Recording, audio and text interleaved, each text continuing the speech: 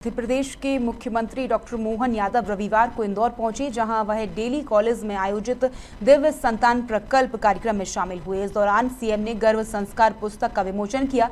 दिव्य संतान प्रकल्प के कार्यक्रम के बाद सीएम डॉक्टर मोहन यादव ने प्रबुद्धजनों से मुलाकात की।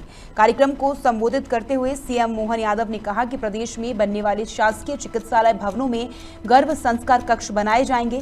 चिकित्सा विश्वविद्यालयों और उनसे जुड़े महाविद्यालयों में गर्भ संस्कार के अध्यापन की व्यवस्था की जाएगी। इसके आगे सीएम डॉक्टर मोहन यादव ने कहा कि इससे संबंधित गजट नोटिफिकेशन शीघ्र ही किया जाएगा। उन्होंने कहा कि भारतीय संस्कृति में परंपरा और विज्ञान कभी अलग अलग नहीं रहे। हमारे 16 संस्कार केवल धार्मिक व्यवस्था नहीं, बल्कि जीवन को संतुलित, स्वस्थ और मूल्यवान बनाने की वैज्ञानिक पद्धति है। गर्भ में पल रहे शिशु को शारीरिक, मानसिक और आध्यात्मिक रूप से संस्कारित करना ही गर्भ संस्कार है।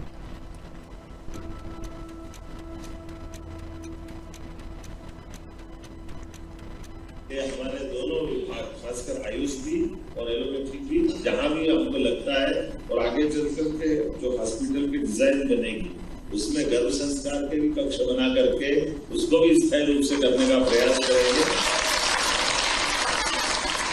मेडिकल के फील्ड में हमारी सरकार बहुत सारे प्रकार से काम कर रही है।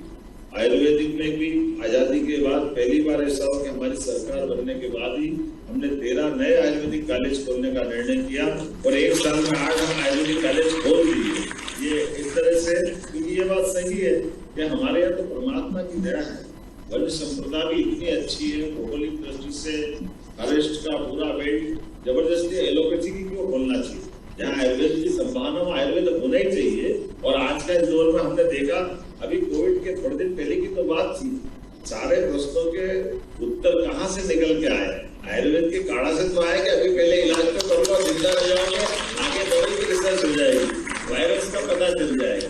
लेकिन वो तो जो दौर था कि आज तो जिंदा रहने की ताकत मिले और मरीजों को अच्छा रखने के लिए अच्छे चिकित्सकों ने, सबने, और उस दौर में सच में मैं एलोपैथिक वालों को भी धन्यवाद दूंगा।